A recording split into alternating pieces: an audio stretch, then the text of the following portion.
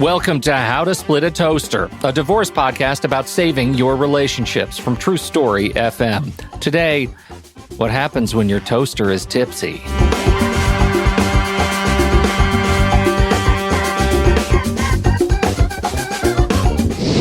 Welcome to the show, everyone. I'm Seth Nelson, and I'm here as always with my good friend Pete Wright.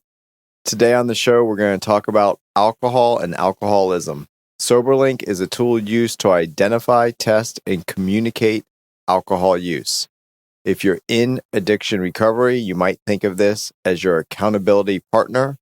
For our purposes, it's all about keeping you accountable to yourself, your kids, your former spouse in the court in an effort to keep you clean and preserve relationships with your children.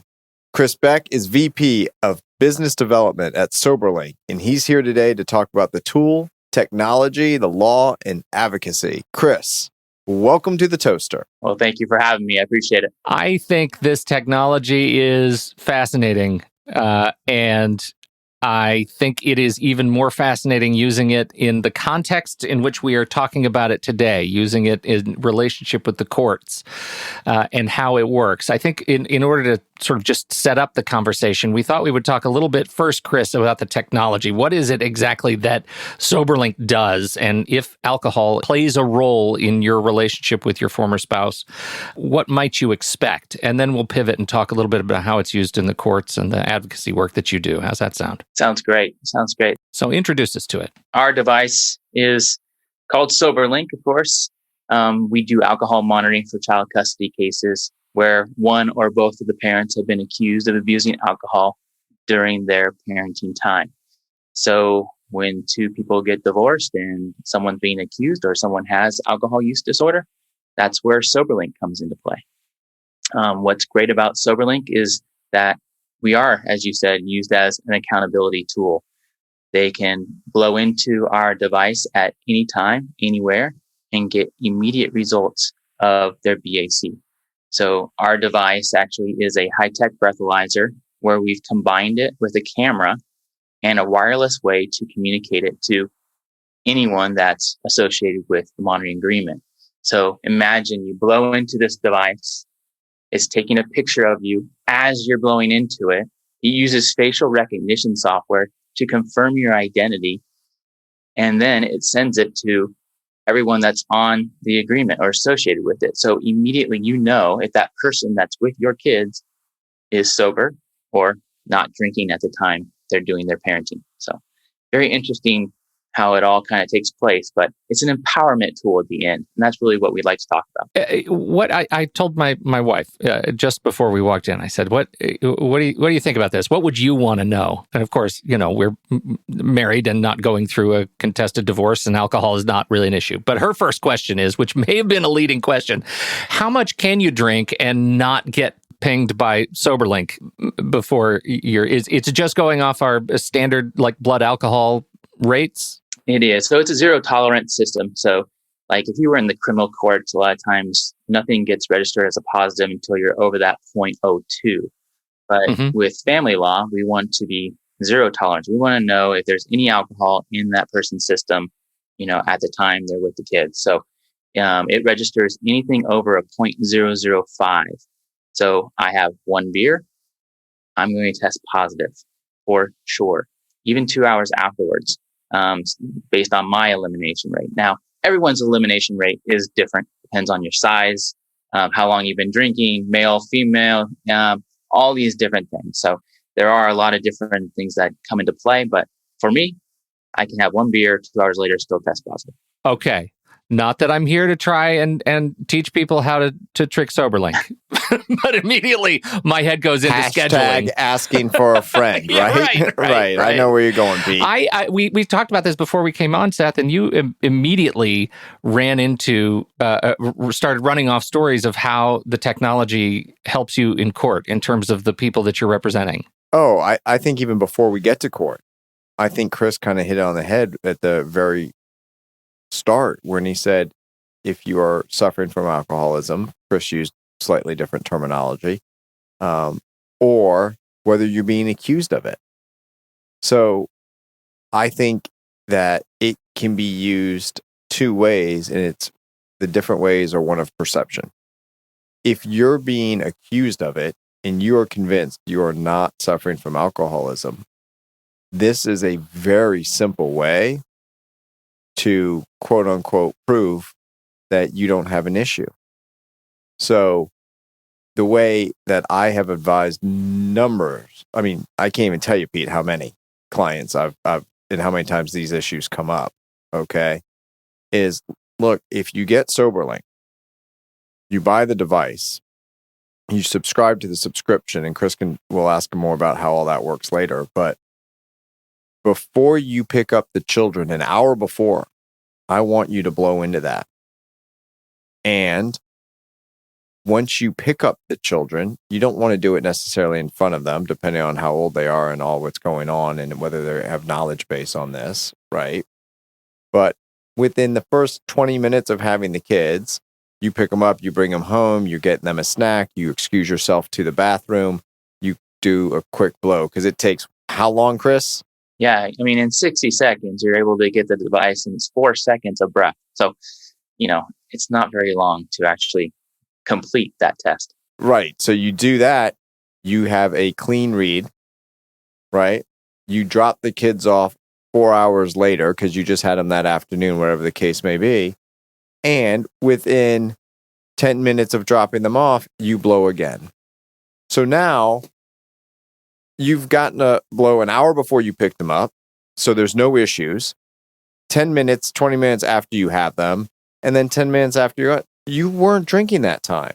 And the reason that I have them do it before, during, and after, Pete, is that shows that it's during the care, custody, and control that you have of your children. It's not like, oh, well, he blew an hour before, but, he snuck to the bathroom and had a couple shots when he had the kids. How do I know? And this is so easy to do. You then get to go in and say, look, I'm trying to show you, and these are hoops I don't think I should jump through. I advise my clients to put your ego to the side. Your spouse has a concern. You believe it's unjustified. What better way to deal with it than to prove that it's not justified anymore? Yeah. And that is powerful. And it's powerful when you're trying to settle a case. It's powerful for the parent to be able to know that when I'm with my children, I'm going to be clean. I'm going to hold myself accountable. Or the parent that says, I shouldn't be doing this anyway. And I'm like, well, that's fine. Jump through this little hoop. If it's not a problem, it's not a problem. And then we're going to alleviate the concerns with independent, verifiable, third-party analysis that no one's going to be able to refute. And even if your spouse never believes it, their lawyer's going to believe it and the court's going to believe it. Well, it seems like all of this that you're talking about, Seth, is the result of something that Chris started with before we started our conversation, which is around weaponizing alcohol abuse disorder, and specifically weaponizing alcohol abuse disorder in a contested divorce. Can you talk a little bit about that, Chris? Alcohol use disorder is not a moral failing. It's a disease. And that's where we really have to get our arms around. A lot of people in the past have talked about, well, you can't drink 24 hours prior to seeing your kids. That was like a common order back in the day. And everyone was losing their kids because the fact is that they couldn't control the disease, unless they had proper treatment, unless they were going through the proper steps that were involved. And that was really difficult. So I think if everyone understood the disease model, we would be much more understandable to what should be perceived. I mean, 80% of our testing, this is pretty large. 80% of the people who go onto our system have a positive test.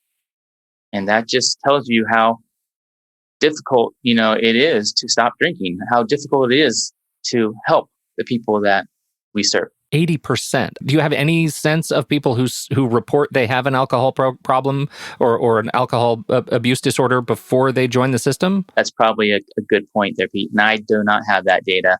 I would say that a majority, though, are people that are possibly in denial. They haven't really gotten to the point where they're accepting. They're still in that denial phase. And here's the thing about the denial phase. from a litigation perspective and a trying to protect yourself and protect kids and get you quality time with your kid. Okay.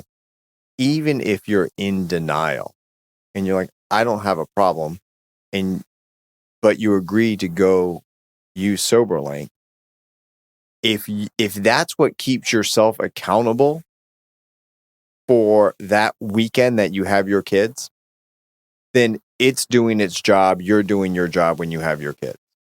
Okay. So, and this is very powerful because in the modern days where Chris was saying it, back in the day where you can't drink 24 hours before, what I try to do when I'm dealing with these issues is I want a clean breathalyzer within so many hours before you pick up the children.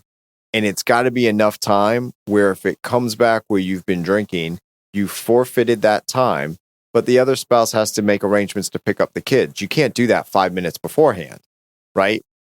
If aftercare closes at 6 and you don't have to use Soberlink until 5:55 and you have some alcohol in your system, that's 5 minutes is not enough time for your spouse then to come get the children.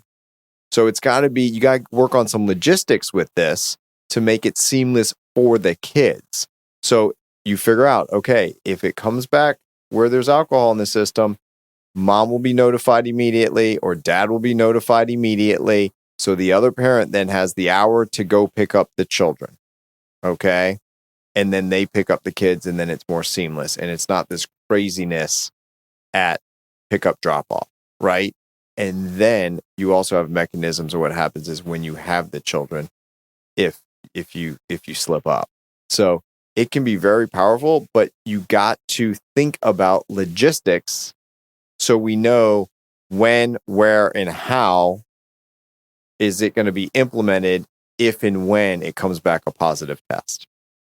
Well, and I think that the second piece that comes into that is, how long does it take for all the other parties involved, let's say opposing counsel and your spouse who believes you have an alcohol abuse issue, to actually start developing trust that the system is doing what it's doing? I have to imagine that there is, if you're saying, okay, my former spouse has an alcohol problem, I believe it, I see them drink and I know they have an alcohol problem, and you say, I don't have an alcohol problem, we drink occasionally, but I'm a casual drinker.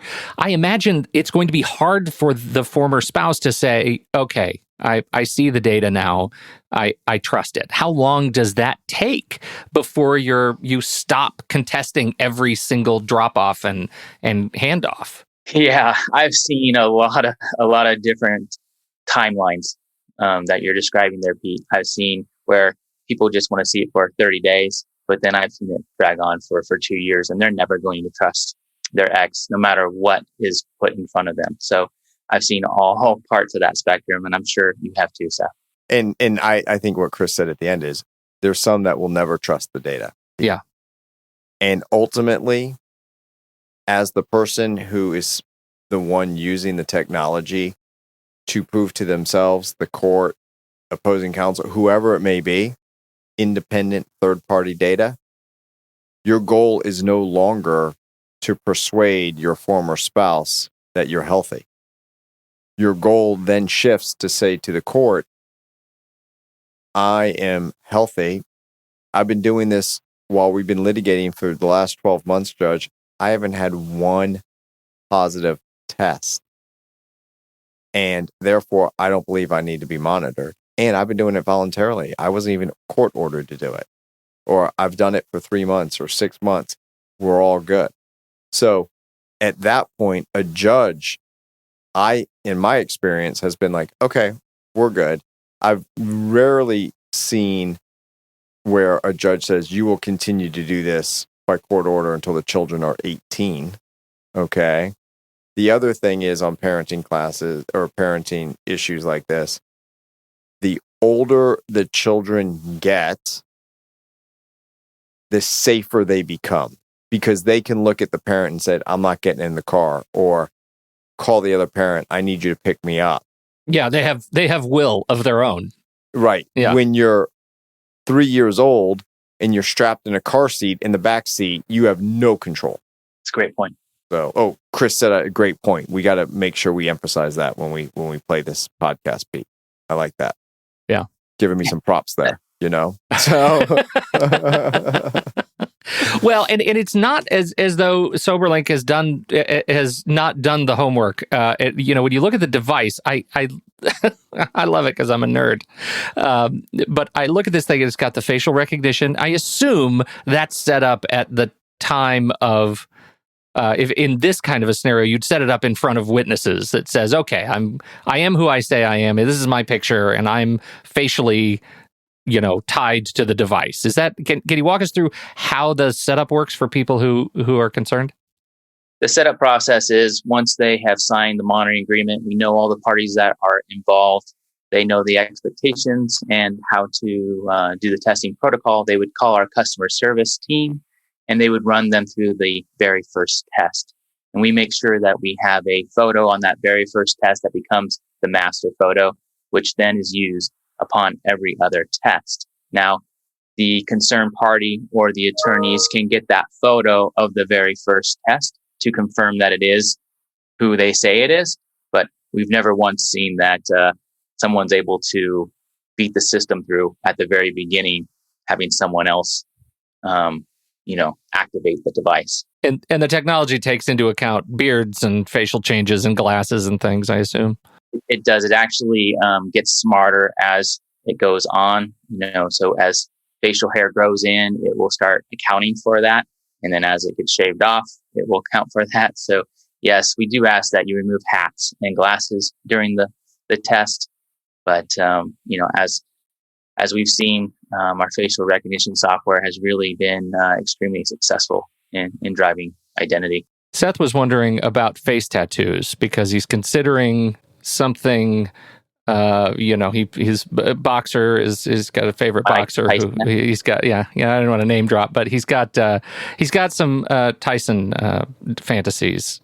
Yeah, but Pete, it was really going to be America's favorite divorce family lawyer, right? Yeah, right. So Chris, that's what Pete always not always, but frequently calls me at the end of the show. But I'm a little concerned about it because one, I think I have to write it backwards for it to show up properly.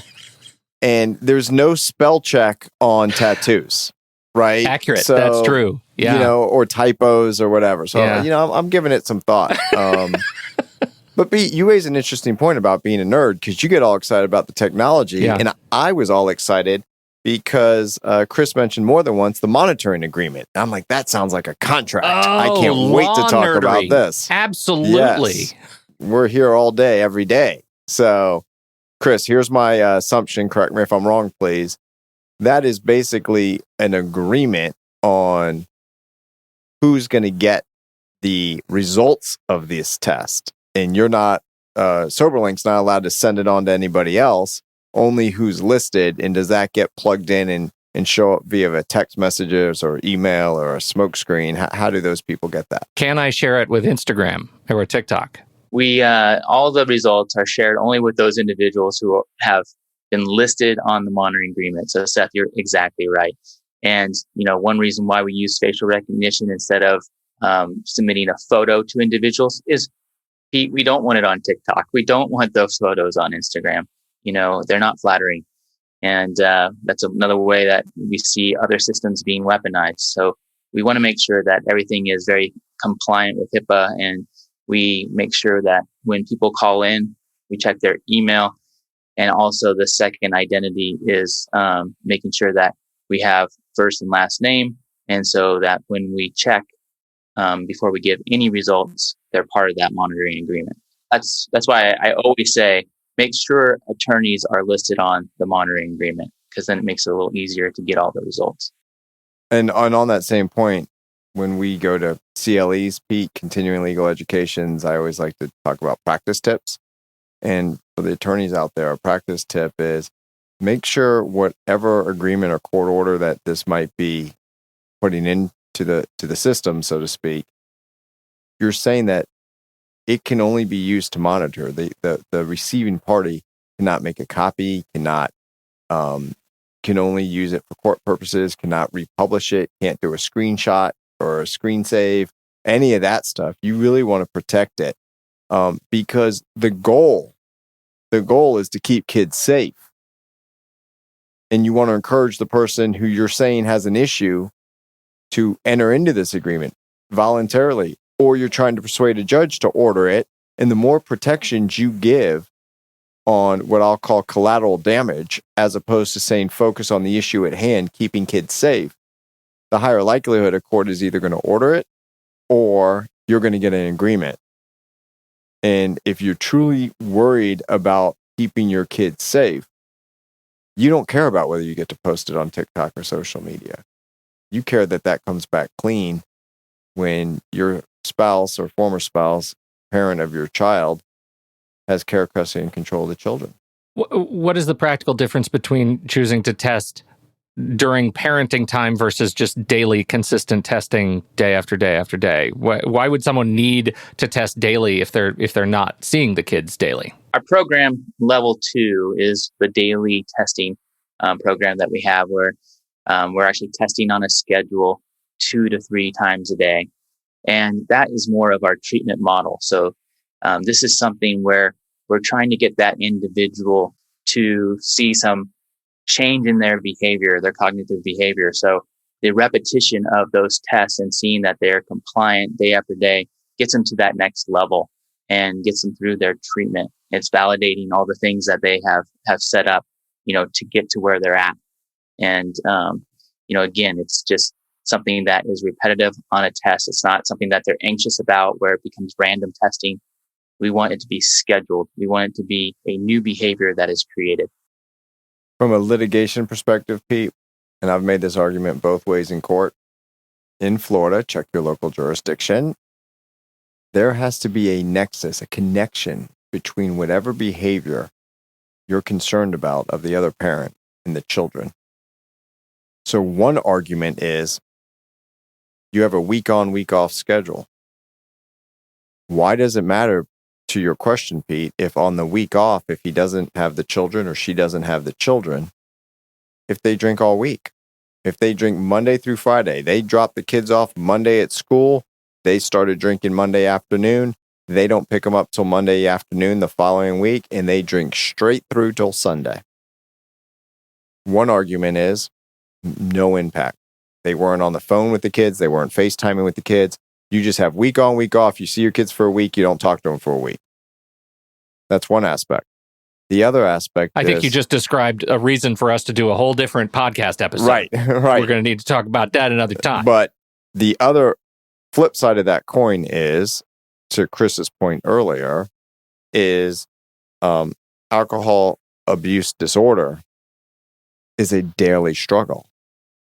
So the flip side of that argument is, Judge, if they have to drink for the week they're not with the children, that's going to bleed over into when they are. And that's why you have to monitor it. You don't just monitor cancer on the week you have the children. How is that week before going to impact the following week? And there's the nexus, okay? And some judges, because they have a lot of discretion, will say, doesn't matter, I don't care about the week off, I only care about the week on. Other judges are like, I'm monitoring every day. Well, to that point, we're talking in the context of, family law and the divorce process, but the whole treatment program, when you're talking about the Soberlink Level 2 treatment program, it brings to mind the whole idea of this podcast, saving relationships, and how does Soberlink go into or serve saving relationships before they get to the divorce process? And I know that you are involved in advocacy and your work toward, building awareness toward so many bigger issues than just, the family law process. I wanted to give you a chance to talk a little bit about what else you're doing. Soberlink also participates in being that mechanism after treatment that reinforces the treatment that someone with alcohol use disorder has actually been through. Instead of self-reporting back, they're reporting through our device, their sobriety, and their, I guess I want to say, staying on the right path. Right? So that is being reinforced by them blowing into our device and showing to their mental health professional or their sober coach that they're continuing to be sober. Or maybe it's set up to be around their recovery circle. And we have a program called Share, which we are doing in the treatment side of things, where if a person comes out of treatment and wants to build the relationships back with all those important individuals in their lives, could be their wife or their husband or their kids, but it could be just best friends. Let's prove to them that I'm sober now.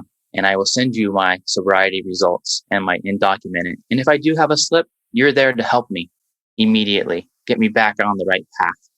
That's really where we're going with our technology. And that's where it's been super successful for us. Saving relationships, Seth. One breath at a time. Exactly. That's what we're all about. And I had another question, Chris. Sure. Well, we get a lot of concern about drinking and driving, especially with little kids. What, if anything, can Soberlink do on that front? Our device is used remotely. So I would say that many things that you've mentioned in this podcast was about making sure that the parenting plan has a lot of details with how you do the exchange properly, how you do the testing during the parenting time. And there can be some sentences around what happens when we're going to drive to, let's say, soccer practice. Maybe there's testing that's done 20, 30 minutes before that actually takes place. I had a friend actually that was on Soberlink, and the wife would actually test before school pickup just to make sure that, we wanted to ensure sobriety before picking up the kids at school. And the husband, would make sure that 1 hour before, like you said, so I had enough time, that parent had enough time to actually get to the school in case mom wasn't ready. They're still together today because that's how she earned her trust back, was blowing compliant time after time. But it doesn't sound like Soberlink it does not facilitate a connection to the car, right? You're not going to lock down the car if the parent decides I'm going to go ahead and drive drunk. Yeah, there are other technologies out there, ignition interlock systems that do that. But yeah, ours is more to everyday life, making that tool available everywhere, not just when you're driving. That seemed like a leading question, Seth. You want to follow on to that? No, Were you leading the witness just now? No, I would never consider doing that, Pete. I mean, I'm a little kind of upset that you even would think that and pose that question, But if you feel that I do that and you want me to be monitored, I'll get a court reporter at every single hearing, and I'll submit those transcripts to you until I gain your trust. Okay? Here we go.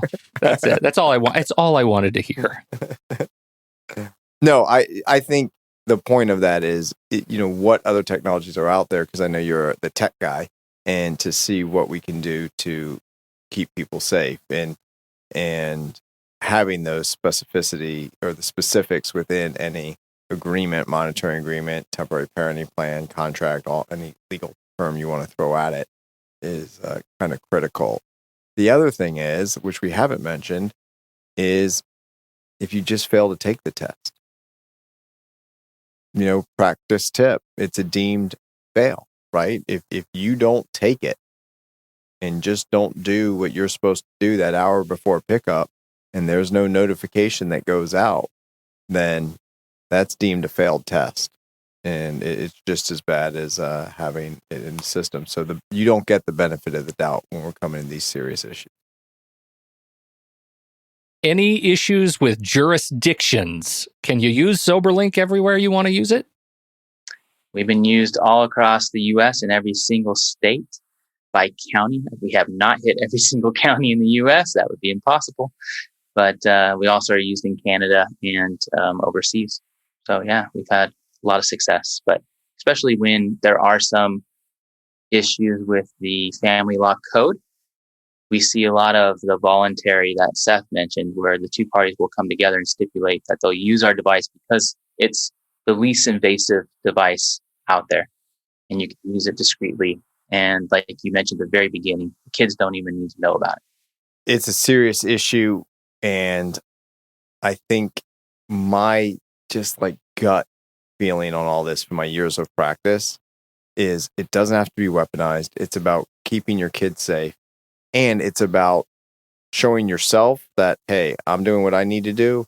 Or if you don't have the issue, don't be afraid to do it, because then you're just eliminating a lot of headaches and litigation and costs and fees. And I've had these cases, Pete, where I've shown up at a mediation, I've shown up at court with 6 months of clean. And they say to me, well, Seth, why do I have to abstain from alcohol when I don't have a problem for 6 months? I say, you don't. This is a personal choice. I'm just telling you, you're going to save a whole lot of time, money, and effort if you make that decision. And I'm not litigating alcohol issues for the next year and a half, 2 years. I can knock this out in 6 months. And all you're doing, and Chris, why don't you speak to this? How much is a subscription on the different levels? Because that's a whole lot. No matter what Chris says right now, it's going to be a whole lot less than attorney's fees. Yeah. So typically, like parenting time only, we talked about, that's going to be around, just over $150. And if you do a level 2, you're looking at more like $250-ish per month.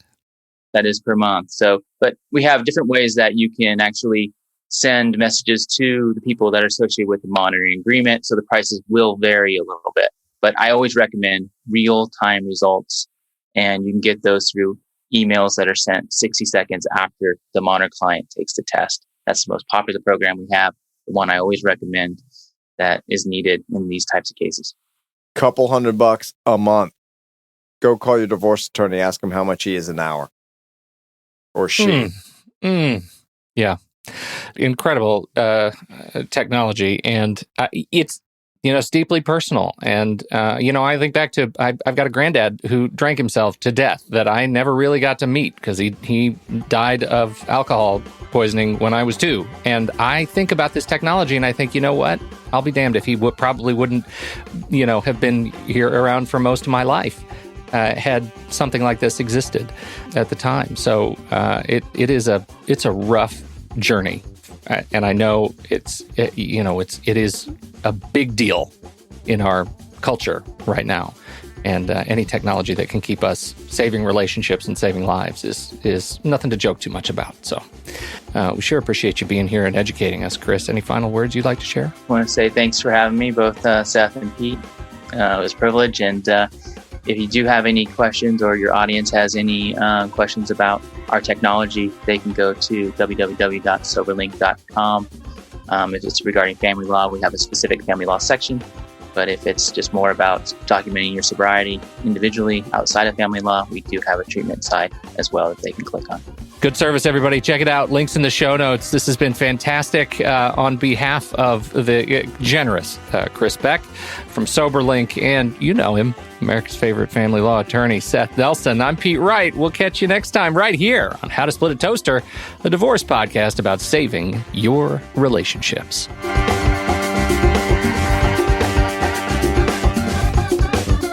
Seth Nelson is an attorney with Nelson Koster Family Law and Mediation, with offices in Tampa, Florida. While we may be discussing family law topics, How to Split a Toaster is not intended to, nor is it providing legal advice. Every situation is different. If you have specific questions regarding your situation, please seek your own legal counsel with an attorney licensed to practice law in your jurisdiction. Pete Wright is not an attorney or employee of Nelson Koster. Seth Nelson is licensed to practice law in Florida.